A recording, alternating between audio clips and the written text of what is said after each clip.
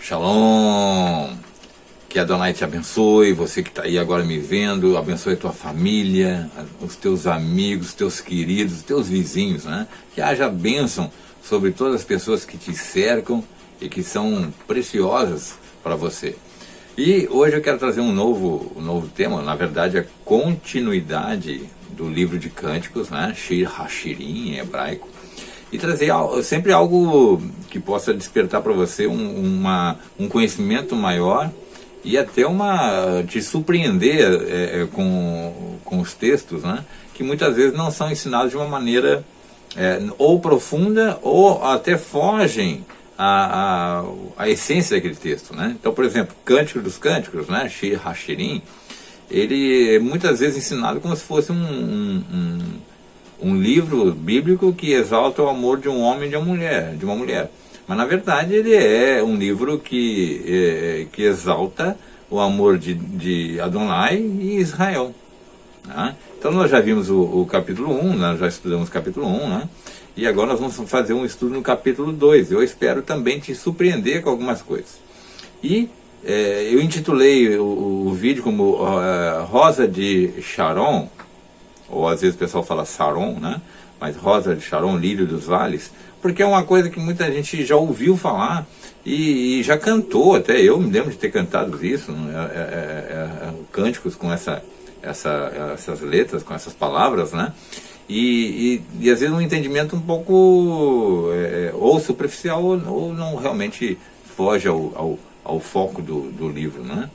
E eu quero trazer essas curiosidades para você, né? Então nós vamos começar com o capítulo 2, versículo 1, né?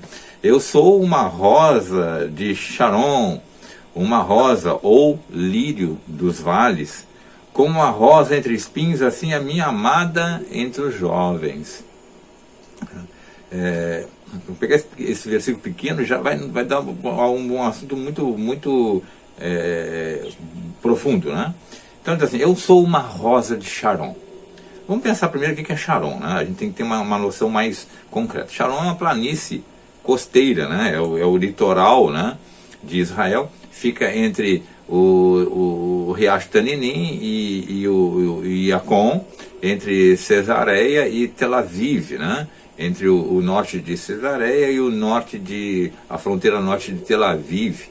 E é uma fronteira arenosa, né, de uma praia, vamos dizer assim, né, uma parte é praia e tem esses dois limites, fica mais ou menos na área mediana do litoral de Israel, né, se você imaginar Israel assim, fica mais ou menos no meio, você vai ver o mapa aí agora. E a característica de Sharon é uma planície costeira muito úmida, muito ensolarada, muito arenosa, mas que também tem algumas áreas pantanosas, né? Ou pelo menos tinha, né? Porque depois de 1948 muita gente veio morar em Israel e foi drenado aqueles pântanos ali, e hoje tem uma das maiores comunidades, né? Formada por 70% mais ou menos de judeus e os outros 30% dividido entre muçulmanos, cristãos e outras pessoas ali. Então virou uma grande área ocupada também, né? Mas a característica de Sharon é ser uma planície costeira. Então isso já vai te ajudar, né? É uma planície costeira. Então quando você falar a rosa de Sharon, é a rosa dessa planície costeira. E a rosa é muito bonita, tem vários matizes de cores, você vai ver as imagens aí também. E tem um porquê foi usado esse termo, né? E também tem o lírio dos vales, que também pode ser traduzido como rosa dos vales, né? Porque a palavra hebraica ali pode se indicar uma rosa, né? Então, vamos lá, rosa de Sharon, Havat Selet em hebraico, né? E o lírio ou rosa dos vales, Shoshaná, né? O que significa isso para nosso entendimento, né? A gente não vai fazer uma viagem muito longa em si, mas uma explanação, nós não vamos fazer uma explanação muito longa, mas vamos tentar resumidamente dar um entendimento, né? Quando a Israel diz eu sou a rosa de Sharon, eu sou o lírio ou a rosa dos vales, o que ele quer dizer com isso? Bom, para começar, eu estou dizendo que é Israel. Então, para começar, é Israel, certo? A rosa de Sharon, Havat Selet, em hebraico, se diz quando ela não é muito desenvolvida, né? Quando ela é pouca desenvolvida, ela é a Havat Selet. Quando ela já tem uma maturidade maior, mais bem desenvolvida, ela é então a Shoshana, né? E poderíamos ter dois termos, né? Aqui, quando fala rosa de Sharon, uma rosa com menos desenvolvimento. Aí aqui a rosa ou o lírio dos vales, uma rosa com mais desenvolvida, vamos dizer assim, né? A rosa de Sharon, ela vive num lugar de intensa luz, uma região costeira, numa área mais arenosa, e até uma área úmida também, por causa dos pântanos que tinha ali, e ela, obviamente, não tem um substrato assim para se desenvolver tanto, né? E enquanto o lírio, ou a rosa dos vales, né? A Shoshana, ela tem as sombras, né? do vale, né? Porque é um vale, então ele é arborizado, vai ter sombras, e um terreno mais fértil, então não tão iluminado quanto a planície de Sharon, mas os vales são mais com menos luminosidade e mais um solo melhor para desenvolver, né? Então, lembrando que Havat Selet, a rosa, seriam rosas menos desenvolvidas, e Shoshana, rosas mais desenvolvidas. E aí, por que Israel está dizendo, eu sou a rosa de Sharon, eu sou a rosa ou lírio dos vales, né? Ele está dizendo o seguinte: quando ele se refere à rosa de Sharon, ele está dizendo assim, o fato de ser Havat Selet, né, a sua não tão desenvolvida, ele remete à ideia dos primórdios de Israel. Eu sou aquele Israel menino, né, aquele Israel imaturo, que recebeu toda essa gama de luz, toda essa iluminação toda especial, mas eu não me desenvolvi. Eu estou em desenvolvimento. E aí quando ele diz eu sou a rosa ou o lírio dos vales, ele diz eu já sou um Israel maduro, né? Eu já estou desenvolvido, eu já estou muito bem firmado num solo bom e eu consigo viver com essas características. Quando ele é rosa de Sharon, ele está acostumado com muita luz. Quando ele está rosa ou lírio dos vales, ele está acostumado com pouca luz. Então Israel é uma nação eleita por Deus, que tanto vive na grandiosidade da luz, como também ele consegue sobreviver nessa redução de luz, nas sombras, né? E sombra nos remete sempre à ideia do exílio, né? A ideia de que ele tanto pode viver naquela luminosidade da sua terra, como Israel também pode sobreviver em outras áreas, e até, olha só que interessante, mesmo com menos luz, com mais sombras, ele considera aquilo ali até fértil para ele vai se desenvolver. É aquilo que nós falamos sempre as dificuldades nos fazem amadurecer, né? As sombras da vida nos fazem ter um ritmo de maturidade maior. Então nós temos uma experiência inicial com Deus, todo mundo tem, né? Vamos dizer, uma experiência inicial com Deus, e às vezes é cheia de aqueles encantos iniciais, mas aquela meninice, né? De não absorver tanta profundidade nesse relacionamento com Adonai. E aí vem essa questão do exílio, a questão das dificuldades, as sombras, né, os vales, mas aí a gente se desenvolve. Então, como Israel, o desenvolvimento ele é contínuo, né? Tanto ele está na planície costeira como no vale, ele está em desenvolvimento. E aí tem um detalhe, continua sendo rosa.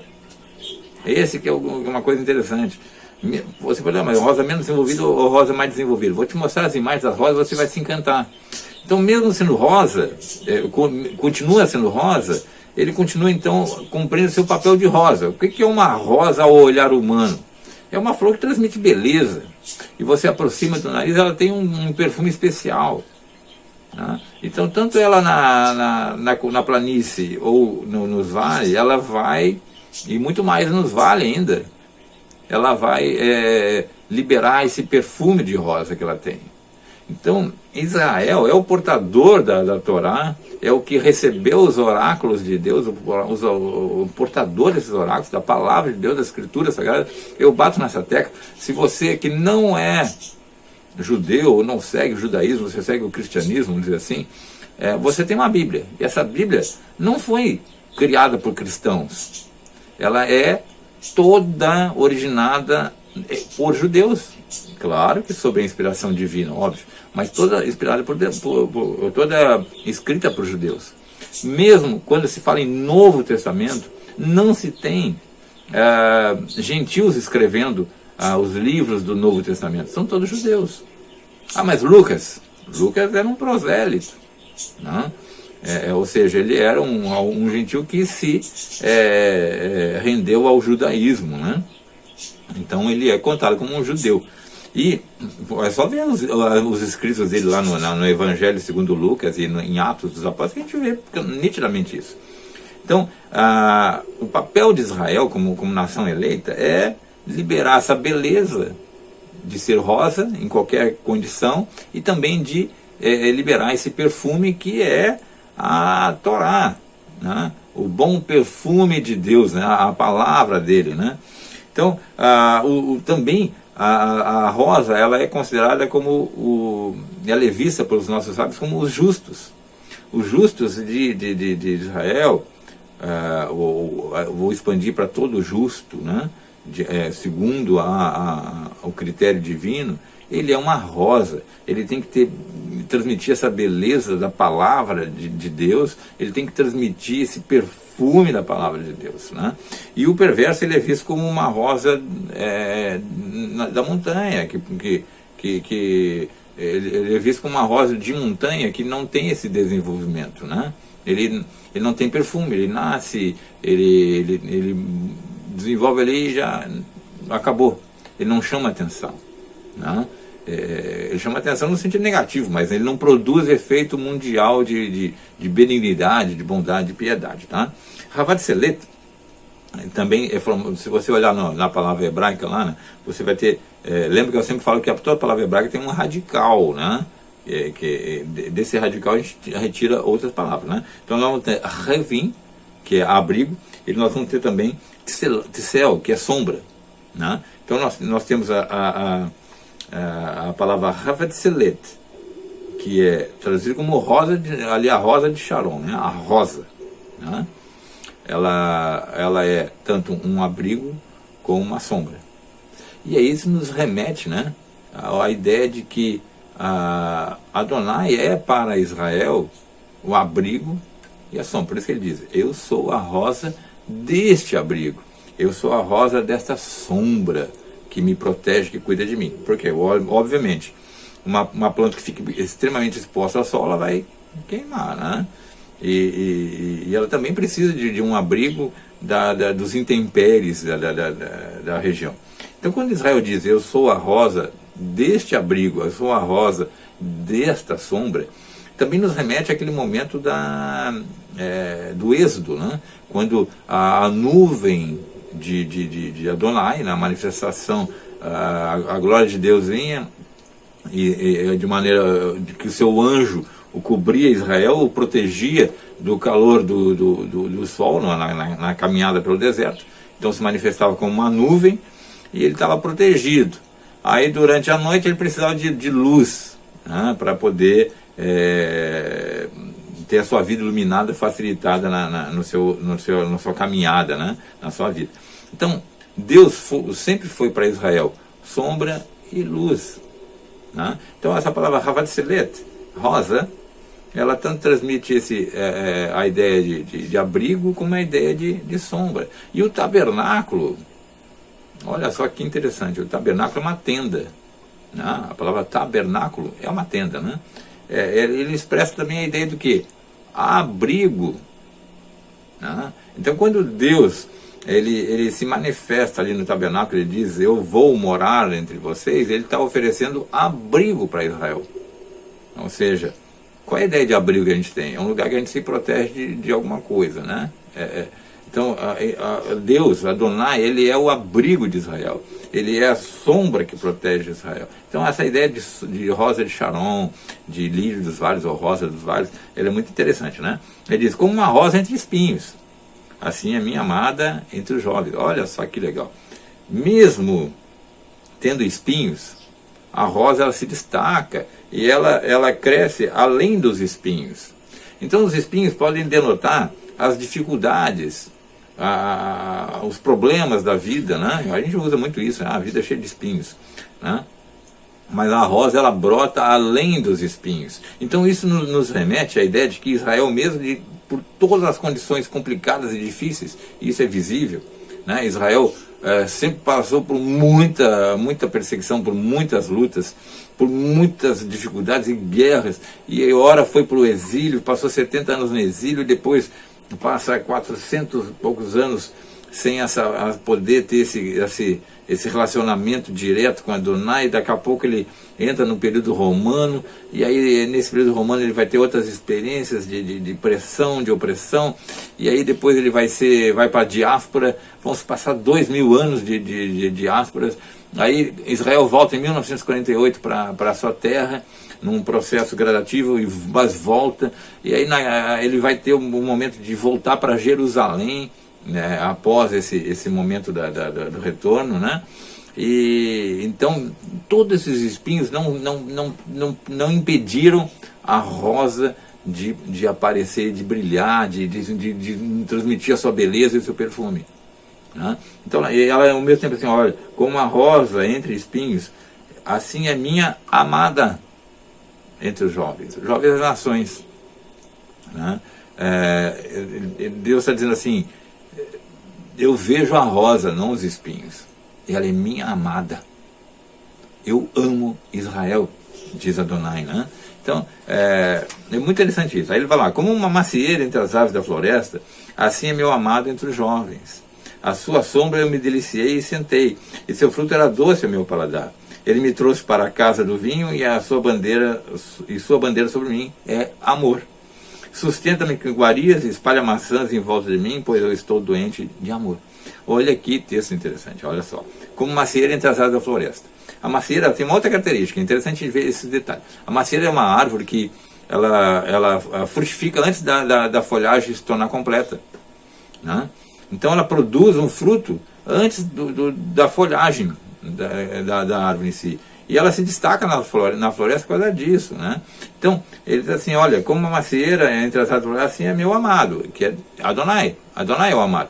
Então ele está assim, antes que vocês possam perceber mais de mim, vocês já estão provando do meu fruto, que é a Torá. Quando Israel recebe a Torá, ele não tem ainda essa complexidade do entendimento do que virá pela frente.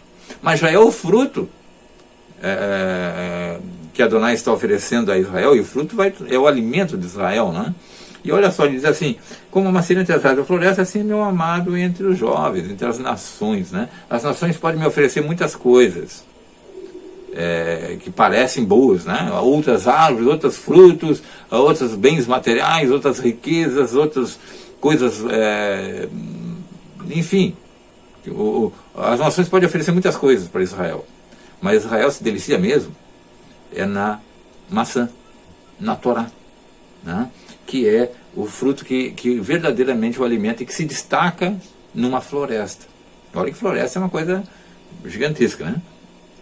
A sua sombra eu me deliciei e sentei, e seu fruto era doce ao meu paladar. Israel diz, né, abertamente, ele diz assim, eu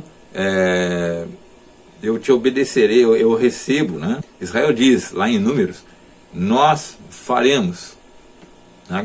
Quando a Torá é dada para ele, nós faremos isso, nós cumpriremos isso e ouviremos a tua Torá. Então Israel está dizendo o seguinte, antes mesmo de ouvir a totalidade da Torá, do que ela significaria, nós já estamos dispostos a fazer, a cumprir. Então isso é para Adonai algo muito importante, porque seria igual em relação de Abraão, né? De Abraão.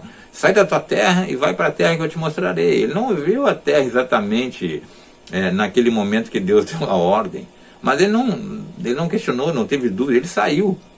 Então aqui ele está dizendo exatamente isso, né? Nós faremos, Israel disse lá no livro de Números, nós faremos tudo que nos foi ordenado, né? Então ele, antes mesmo de ouvir a totalidade da Torá, ele já disse, nós faremos. Ou seja, não importa o que vier pela frente, nós faremos. Não importa quais são as instruções divinas, nós faremos, nós vamos fazer. Então, isso é muito especial, né? A sua sombra me delicei e sentei, e o fruto era doce ao meu paladar. Por quê? A Torá ela é doce.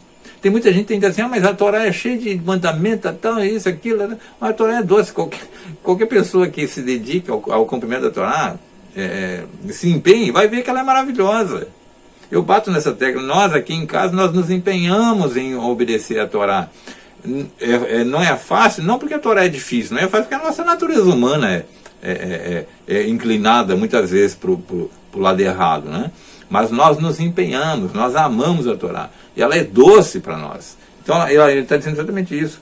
Eu me sentei à sua sombra, e me deliciei com seus frutos, e esse fruto era doce ao meu paladar. Ele me trouxe para a casa do vinho. Lembra que no capítulo 1 nós falamos que a comparação era como o vinho, né? Porque o vinho é o símbolo do prazer humano, né? É algo maravilhoso. Tanto é que é símbolo para ir para Israel, né? Ele agora diz assim, eu vou te levar para a casa do vinho, né? Antes era o vinho, agora é para a casa do vinho. Eu já tive em casa do vinho, né? Em vinícola, e é muito interessante, você está naquele quantidade enorme de vinhos ali.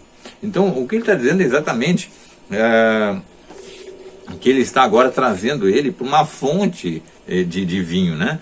E casa do vinho também associada a casamento, porque a casa do vinho é de onde se retirava os vinhos para a celebração das bodas. Então, quando ele está dizendo assim, levar para a casa do vinho, né?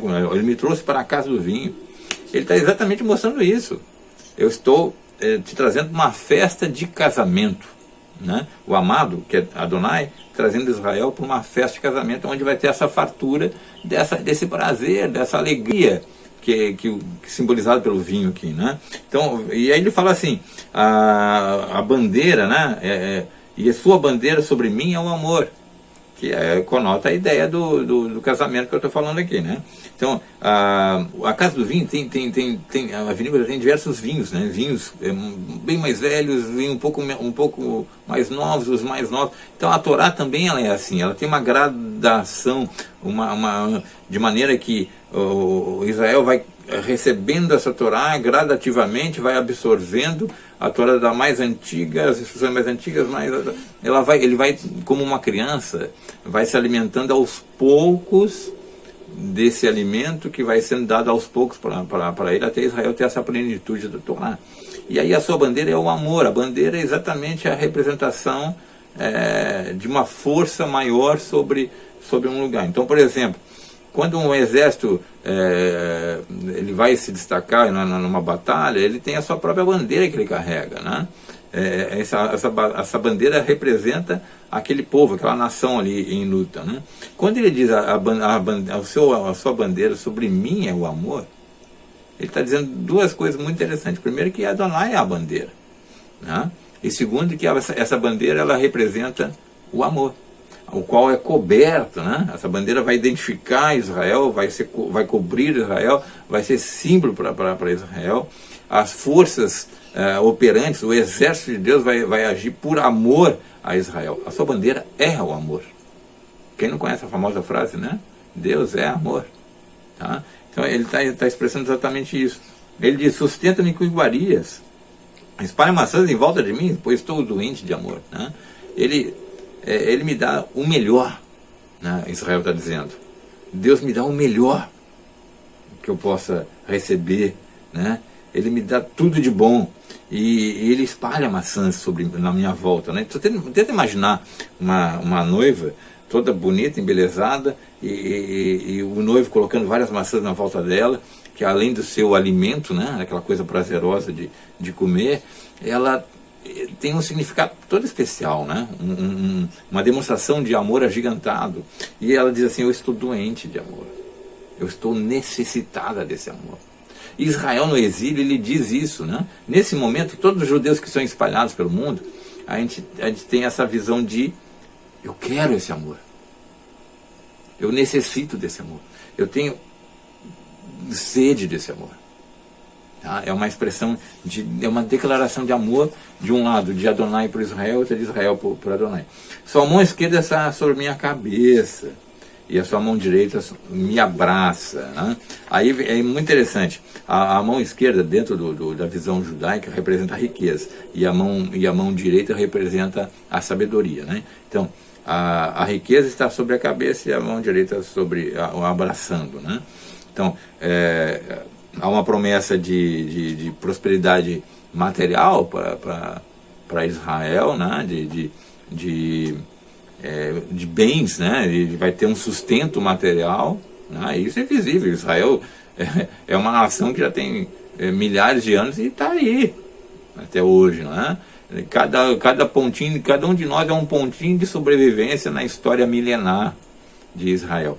E aí ele diz assim: e a tua mão direita me abraça, né? Ou seja, a tua sabedoria é que me abraça, né? Que me cerca, né? Que me puxa, quando abraça a noiva, né?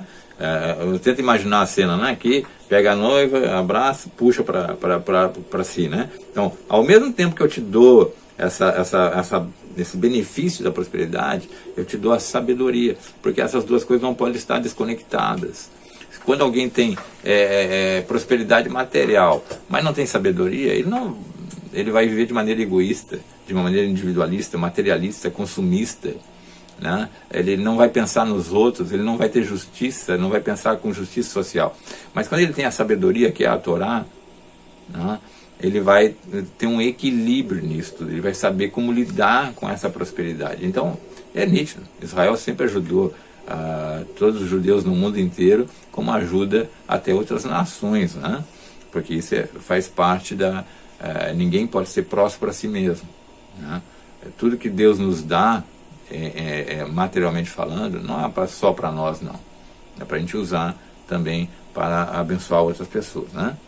E aí diz assim: eu as conjuro, ó filha de Jerusalém, pelas gazelas ou pelas costas do campo, para vocês não despertarem e suscitarem um amor que até que este queira. Né? Então, Israel está dizendo o seguinte: Jerusalém, não apresse o que está já pré-determinado, o nosso retorno para essa terra maravilhosa. Né?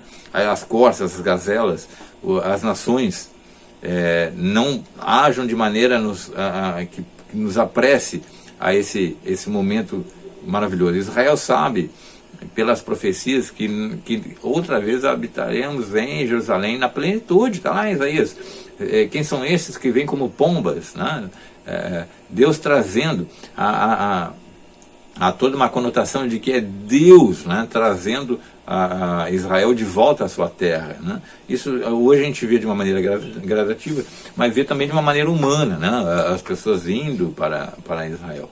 Mas a profecia fala de uma ação divina, ou seja, Deus transportando todos os judeus de volta para Israel. Né? E ela está dizendo: olha, ó filha de Jerusalém, gazelas e corças do campo, para vocês não despertarem.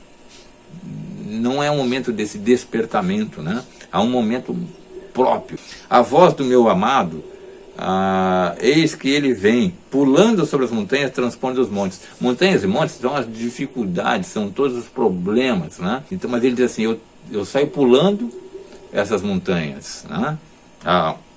Eis que ele vem pulando sobre as montanhas, transpondo os montes. As dificuldades que parecem ser empecilho dessa reunião com Adonai não existem. Adonai olha essas montanhas, esses obstáculos espirituais, e ele vem, né, pulando sobre elas.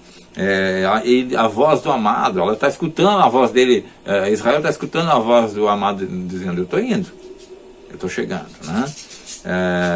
Meu amado é como uma jovem gazela ou um jovem cervo, ou seja, ele tem o vigor de pular, né? Ó, esse animalzinho tem aquele vigor de sair pulando, pulando, pulando. Então ela está olhando assim, meu amado, ele vem pulando, ele vem ao meu encontro, né?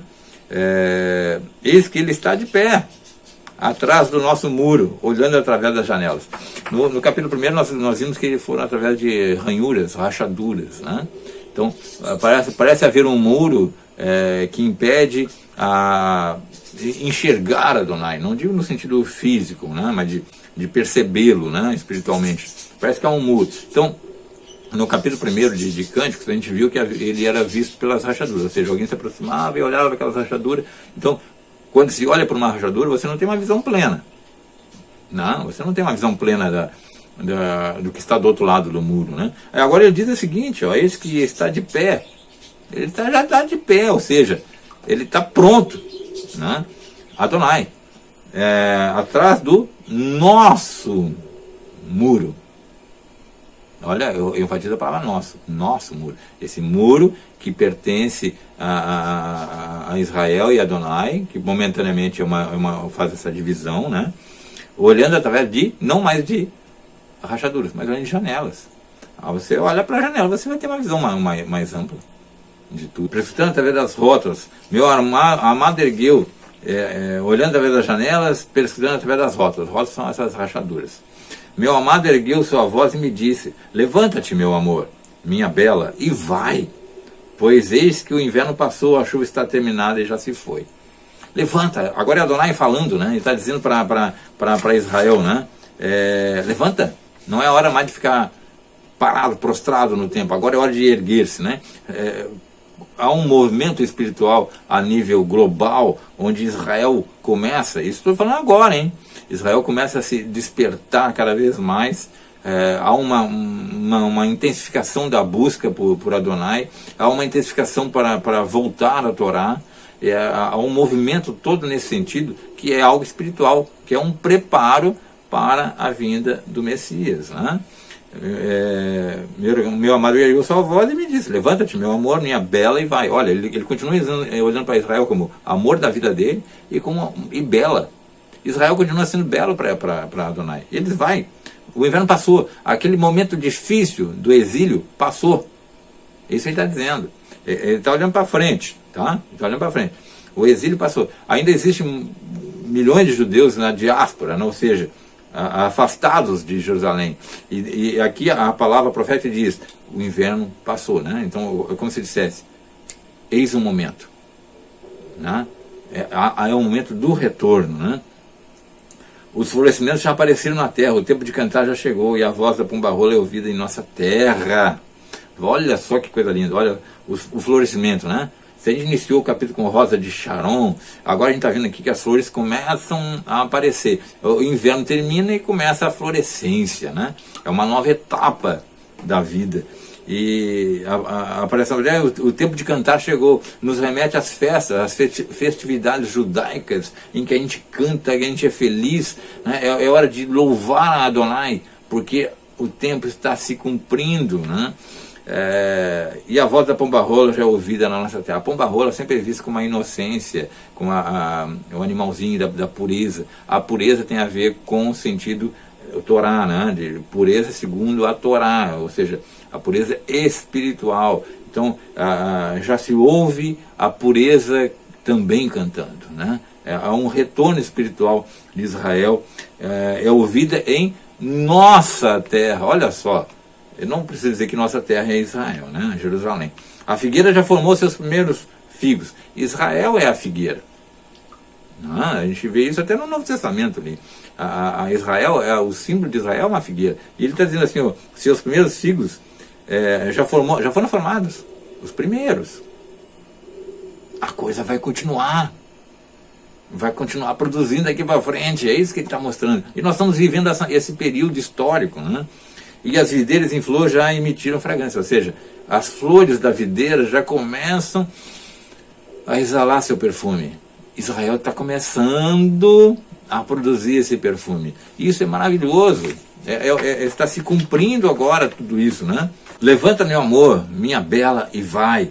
Ó minha pomba, nas fissuras, vai lá, nas fissuras da rocha, no abrigo do degrau, mostra-me teu semblante, que eu ouço a tua voz. Ao mesmo tempo que a fissura da rocha, né, agora nós estamos falando da rocha, é um lugar de refúgio para a pomba, né? Ela foge do gavião e se toca para a fissura da rocha, mas ali pode ter algum predador escondido, sei lá, uma cobra, outro animal escondido para pegar ela ali, né? Mas aí ele diz assim, mostra-me teu semblante, que eu ouço a tua voz. Assim, fala Israel, clama por mim, que eu estou pronto para te ouvir, né? Pois tua voz é doce e teu semblante é gracioso. Olha a declaração de amor de Adonai. Eu te vejo, Israel, como a tua voz é doce. Ora a mim, repete as preces para mim, faz os serviços diretos para mim, que eu ouço, porque a tua voz é doce para mim. É uma declaração de amor para uma nação nunca ouvida no mundo inteiro, né? Agarrem para nós as raposas, as pequenas raposas que destroem as videiras, enquanto nossas videiras estavam florindo com uvas tenras. Raposa é a ideia de corrupção, de astúcia, né? Então aqueles animaizinhos são muito astutos como predadores, né? Destruidores como compete a eles, né? Então existe muita coisa tentando corromper Israel, existe muita coisa tentando roubar Israel de Adonai, né? Existe muita coisa tentando prejudicar Israel, muita coisa tentando afastar Israel de Adonai, né? Comendo esse início dele, esses frutos que estão brotando, né? Eles agarrem para nós as raposas, lá no plural, agarrem. Então a evocação é de Adonai, envia teus anjos e agarrem as raposas para nós, porque nós queremos agora ir com tudo. Nós estamos brotando, nós estamos florescendo, nós estamos lançando esse perfume gostoso, né? Meu amado é meu e eu sou dele. Adonai é meu Deus e eu sou o Israel de Adonai, né? Quantas vezes a gente vê isso nas escrituras, né? Tu és meu povo, né? Israel de Deus, Israel é meu povo, Israel falando, Adonai é meu Deus, o meu Deus Adonai, né? Ele que apacenta entre as rosas, ele é o pastor que está entre as rosas, a rosa é Israel ali, né? Então nós temos um pastor que cuida dessas rosas ali, está conosco, até que o dia sopra, se expande e as sombras fogem. Não tem nem o que falar aqui, mas assim, até que aquele dia venha e sopre, né? A ideia do ruar, o Espírito de Deus soprando, e aí as sombras, a escuridão foge, termina o período da escuridade. Aí eles volta, meu amado, Israel falando, e ser como uma gazela ou um jovem servo sobre as distantes montanhas, até o que o dia sopra e se expande, e as sombras fogem. Volta, meu amado, e ser como uma gazela ou um jovem cervo sobre as distantes montanhas. Porque ele está dizendo assim, volta, meu amado. Eu sei que as montanhas estão nos separando, é longa distância, mas é preciso que tu venhas. Nós estamos carentes de ti. Vem, meu amado, vem, meu amado. Então, o que eu quero trazer para você aqui, nesse capítulo 2, é mais uma declaração de amor e mais uma visão profética desse relacionamento muito intenso de amor entre Israel e Adonai. Eu espero que você possa ter entendido o que é a rosa de Sharon, o lírio, a rosa dos vales, e toda essa série de simbolismos, de ícones que estão embutidos no capítulo 2, que transmite exatamente essa expressão de amor, essa relação de amor eterno entre Israel e Adonai e Israel. Bom? Que Adonai te abençoe e te dê uma visão maior ainda da sua glória. Até mais.